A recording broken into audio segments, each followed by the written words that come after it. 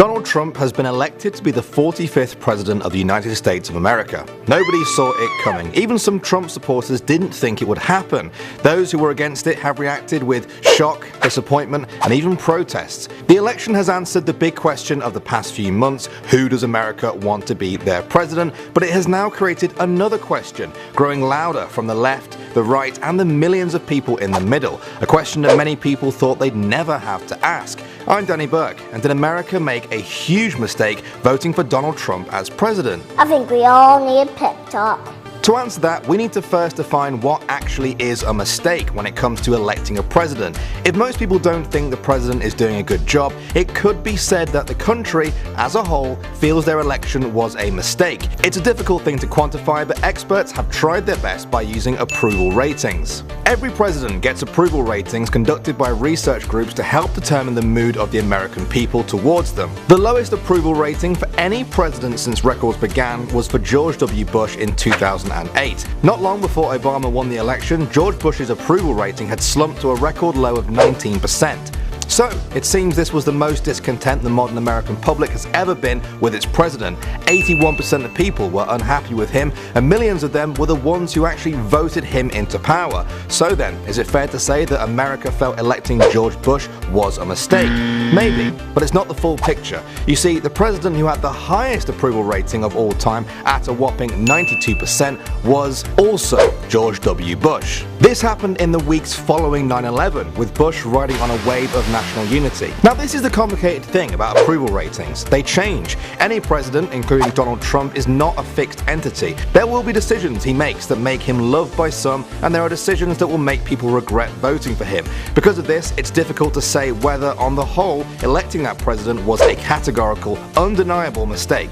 Electing a president isn't a precise art. It's a very human process, and humans, by our very nature, are different from one another. That's why we are often so bitterly divided on who we vote for in politics and on what we think of their decisions, which then informs our opinions about whether or not it was a mistake to vote them in.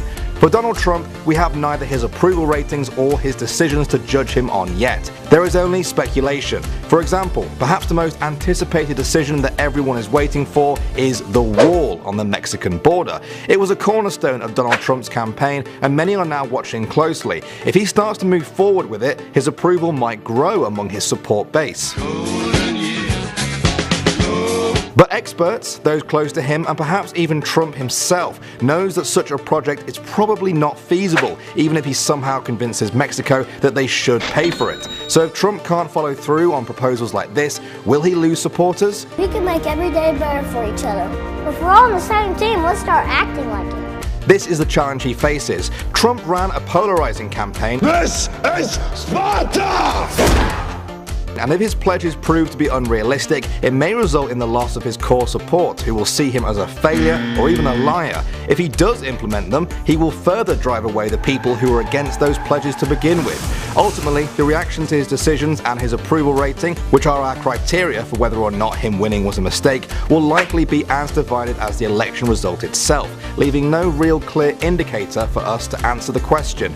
But there is one possibility for him. In Donald Trump's victory speech, he said, "Now it's time for America to bind the wounds of division. We have to get together." This may be Donald Trump's only path to his presidency not being widely looked upon as a mistake, to try to bridge the gap between those who support him and those who do not. These differences aren't just minor details about how to implement certain policies or arguing about the intricacies of a tax plan. The issues of race, immigration, rights, and gender that have dominated this campaign appear to be very polarizing, and bringing people together on them will be difficult.